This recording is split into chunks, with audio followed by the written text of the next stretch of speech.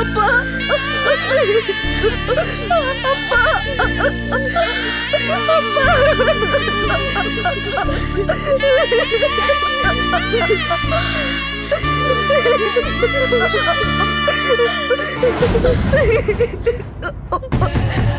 வர்ற பிள்ளைங்க எல்லாம் ஒன்று சேர்ந்து அழுது கூடி கும்மி அடிச்சாங்க. இப்போ செகண்ட் ரவுண்டு ஆரம்பிச்சிட்டாங்க. நாம் இங்கே வராமல் இருந்தோம்னு வச்சுக்க, இப்படி ஒரு அருமையான ஷோவை மிஸ் பண்ணியிருப்போம்டா. அப்பா, அப்பா, நான் இனிமே அந்த வீட்டுக்கு போக மாட்டேன்ப்பா. என் புருஷன், முள்ளக்குட்டி, குடும்ப வாழ்க்கை இதெல்லாம் எதுவுமே எனக்கு வேண்டாம்ப்பா. நான் நம்ம வீட்லயே கடைசி வரைக்கும் உங்களோட பொண்ணாவே இருந்துடுறேன்ப்பா. அப்பா, அப்படிலாம் பேசக்கூடாதும்மா. தயவு செஞ்சு இப்படி பேசாத.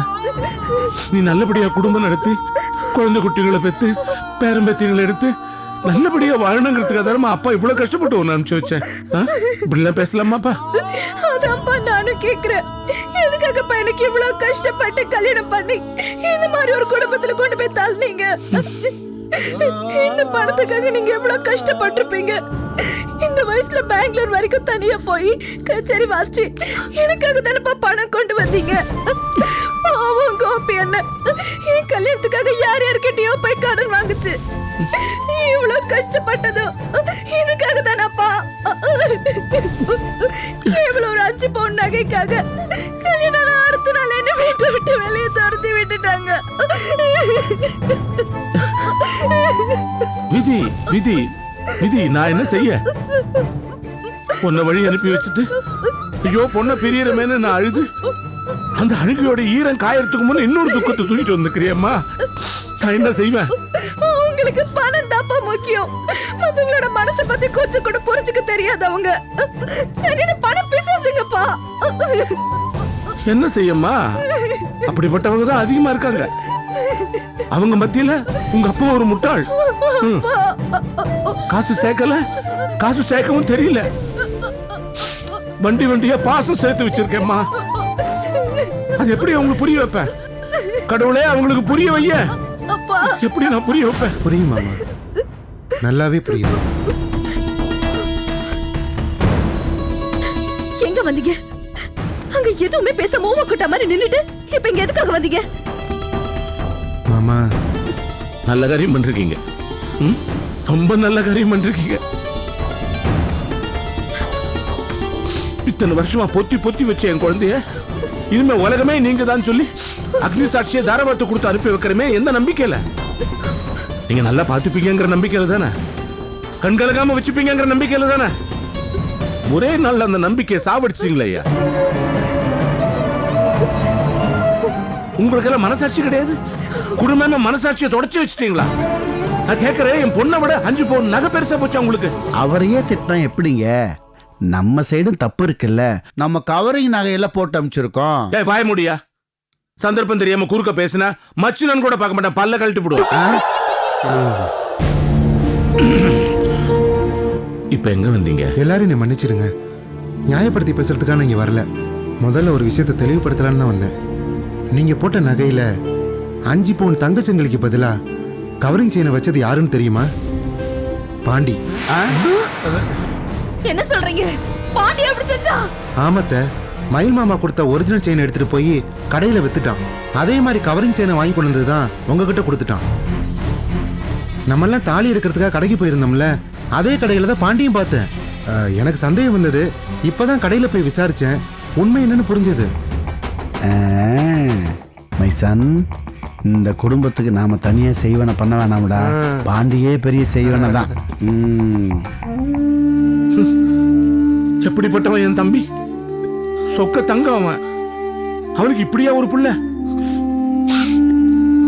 தயவு செஞ்சு உங்க எல்லாரையும் வேண்டி கேட்டுக்கிறேன், இந்த விஷயத்தை போய் மயில்கிட்ட சொல்லிட்டாதீங்க. ஏற்கனவே தன் புள்ள பண்ண காரியத்தால துடிச்சிட்டு இருக்கான் அவன். இதையும் சொன்னீங்க அவனால் தாங்க முடியாதுமா.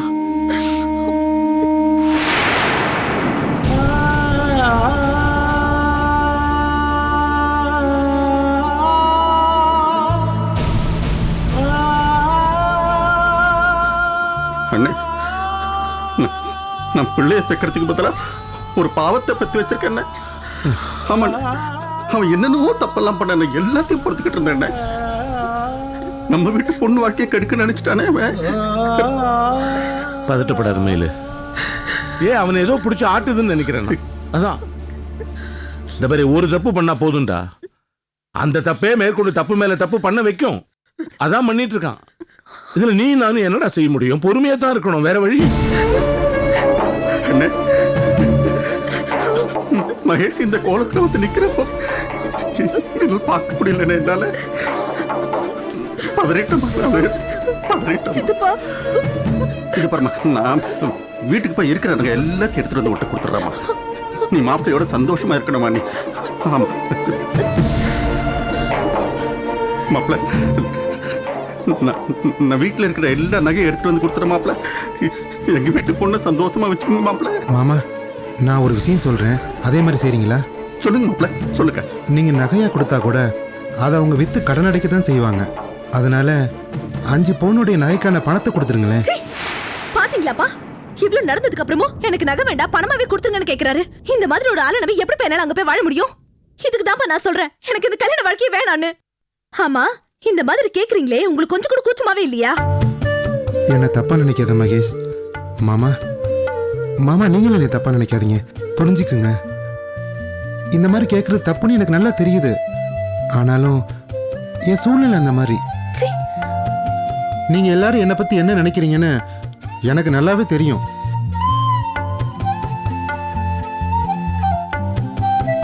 நான் அப்பா அம்மா இல்லாம வளர்ந்தவன்.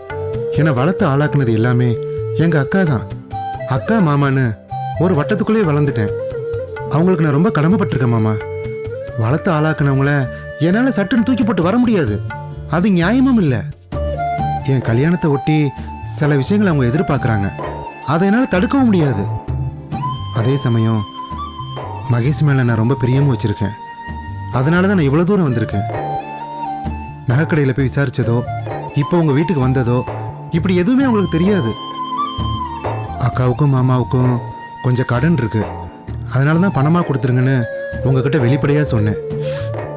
என் சூழ்நிலையை எல்லாரும் புரிஞ்சுப்பீங்கன்னு நான் நம்புகிறேன். நான் உடனே வீட்டுக்கு கிளம்பி போய் நடந்த சம்பவத்துக்கும் உங்களுக்கும் எந்த சம்மந்தமும் இல்லை, எல்லாத்துக்கும் காரணம் அந்த பாண்டி பை தானே அவங்கக்கிட்ட நான் புரிய வச்சுக்கிறேன். என்னையும் மகேஷையும் சீக்கிரமே சேர்த்து வைங்க மாமா. போயிட்டு வரேன் போயிட்டு வரேன் மச்சான்.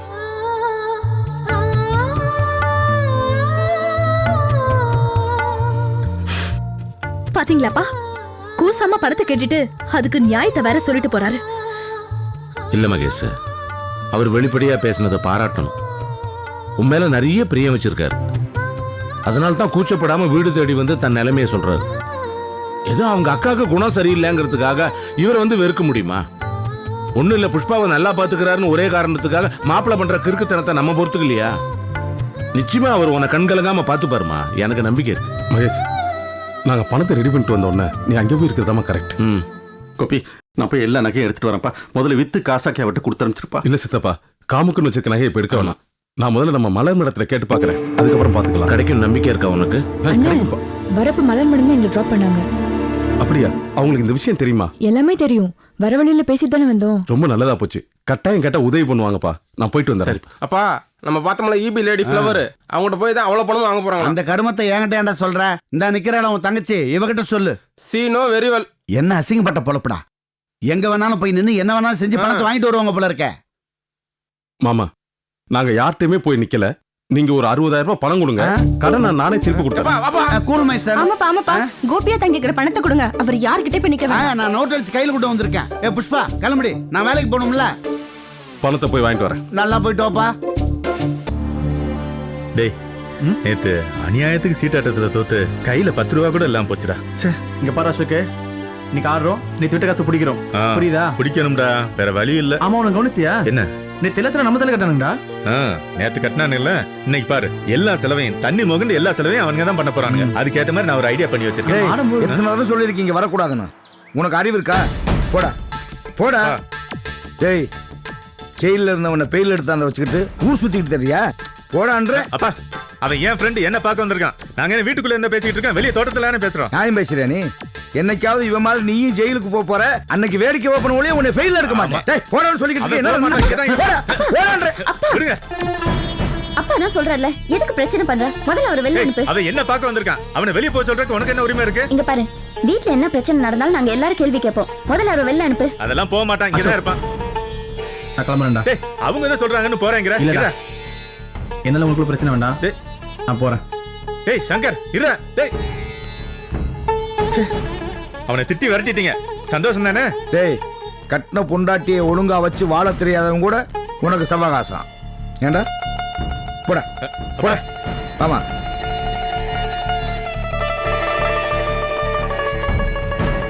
மேடம். அப்பா அப்பா கோபி. வாங்க தம்பி. வணக்கம் சார். வாங்க வாங்க உள்ள வாங்க. காஃபி சாப்பிடுறீங்களா? இல்ல பரவாயில்ல, இருக்கட்டும். உன் தங்கச்சியை நினைச்சதப்ப எனக்கு மனசுக்கு ரொம்ப கஷ்டமா இருக்கு. கல்யாணம் ஆன உடனே இப்படி ஒரு நிகழ்ச்சி நடந்திருக்கு சொன்னா. ஆமா, மாப்பிள்ளைய நல்லா விசாரிச்சு தானே கல்யாணம் பண்ணி? அதெல்லாம் நல்லா விசாரிச்சு தான் பண்ணோம். மாப்பிள்ளை நல்லவர் தான். நம்ம நேரம் அப்படி இருக்கு, என்ன பண்றது? கீழக்கரைக்கு ஒரு விசேஷத்துக்காக நானும் மலரும் போயிருந்தோம். வழியில பார்த்தோம், நான் கூட கவனிக்கல. மலர் தான் சொல்லுச்சு. அப்புறம் நாங்க தான் பிக்கப் பண்ணி வீட்டுல கொண்டு விட்டு வந்தோம். ரொம்ப நன்றிங்க.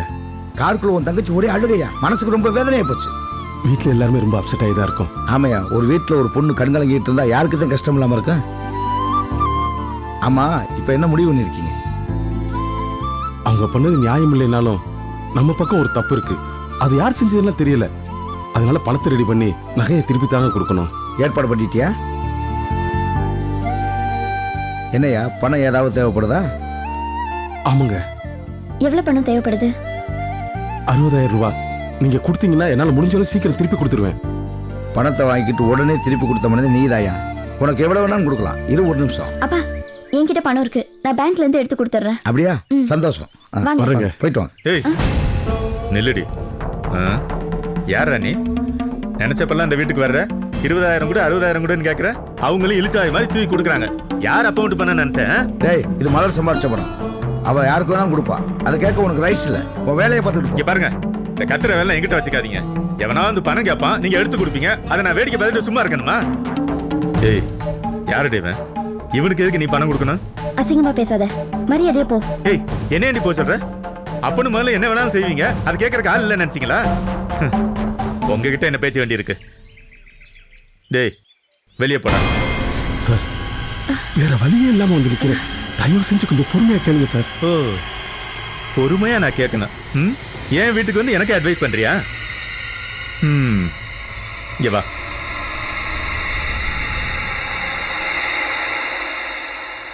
இங்க பாரு, கையில எவ்வளவு பணம் இருக்குதோ அதுக்கு ஏத்த மாதிரி தான் இந்த கல்யாணம் காட்சி இதெல்லாம் பண்ணணும். பண்ணி குட்டி போட்ட மாதிரி வதவதன் பெத்து போட்டு இப்படி கல்யாணம் அது இதுன்னு ஒவ்வொரு வீடா பிச்சை எடுக்கிற மாதிரி அலையறீங்களே, இது உங்களுக்கு அசிங்கமா தெரியல?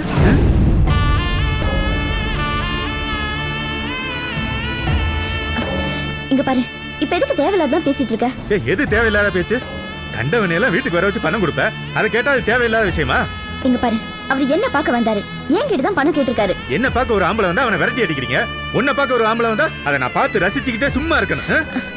ஏன் இப்படி இன்டிசென்ட்டா பேசுற? நான் இன்டிசென்ட்டா பேசிட்டு இருக்கேனா? நீ தான் இன்டிசென்ட்டா பண்ணிட்டு இருக்க. பதிலுக்கு பதில் பேசிட்டு. ஏய், இன்னும் என்ன நின்னுகிட்டு இருக்க? போ சார். போடா சார், என் தங்கச்சி வாழ்க்கை சார். ஏய்,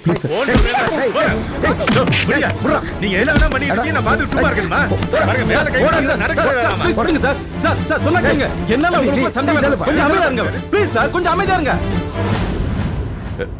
சாரி சார். போயா. கோபி, தம்பி. கோபி. ஹலோ ஹலோ, ஒரு நிமிஷம்.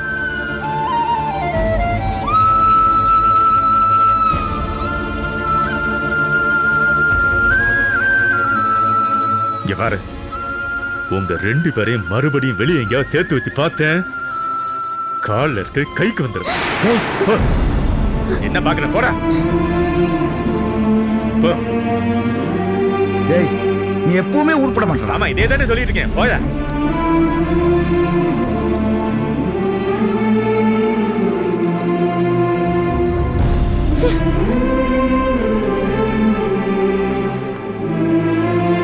டேய், எங்கடி போற? அதை கேட்க நீ யாரு? நான் உன் அண்ணன்.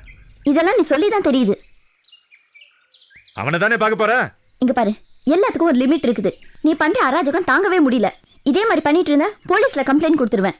நான் ஒரு கவர்மெண்ட் எம்ப்ளாயி. உன் மேல கம்ப்ளைண்ட் கொடுத்தா என்ன ஆகும்னு தெரியும்ல. என்ன அதை பண்ண வச்சிடாத. என்னடி மிரட்டுறியா? அதான் உன்ன மாதிரி பொம்பளைங்க வேலைக்கு போற திமிரில் அப்படி பேசுறீங்க. பொம்பளைங்க பண்ற தப்ப தட்டி கேட்டா அது உங்களுக்கு பிடிக்காது, அப்படித்தானே? போடி. இவ்வளவு சொல்றேன், கொஞ்சமாவது மதிக்கிறாளா?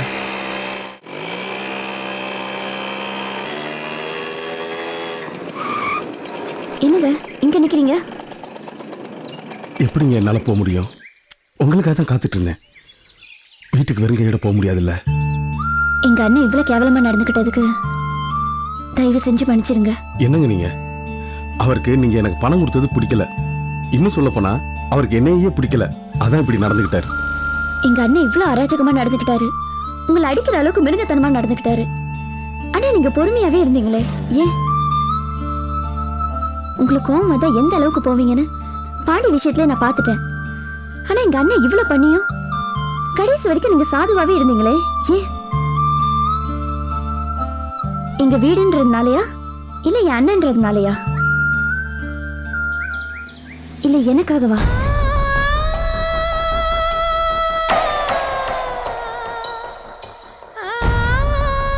காரியம் பெருசா வீரியம் பெருசான்னு கேட்டா காரியம் தானே பெருசு.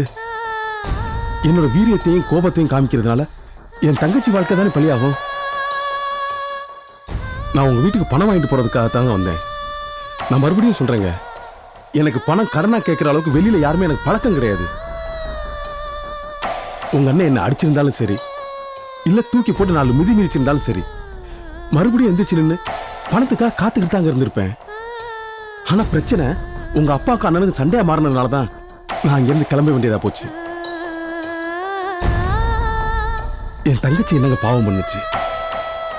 அது என்ன தப்பு பண்ணுச்சு? பணம் இல்லைங்கிற ஒரே ஒரு காரணத்துக்காகத்தான் என் தங்கச்சி புகுந்த வீட்டுல இருந்து அசிங்கப்பட்டு வெளில வந்துச்சு. இந்த பணத்துக்காகத்தான் எங்க அப்பா சம்பந்திய மாட்ட அசிங்கப்பட்டாரு. இன்னும் நான் எவ்வளவு அசிங்கப்பட்டிருந்தாலும் சரிங்க, என் தங்கச்சி வாழ்க்கைக்காக இந்த பணத்தை வாங்குறதுக்காக நான் அமைதியாத்தான் இருந்திருப்பேன்.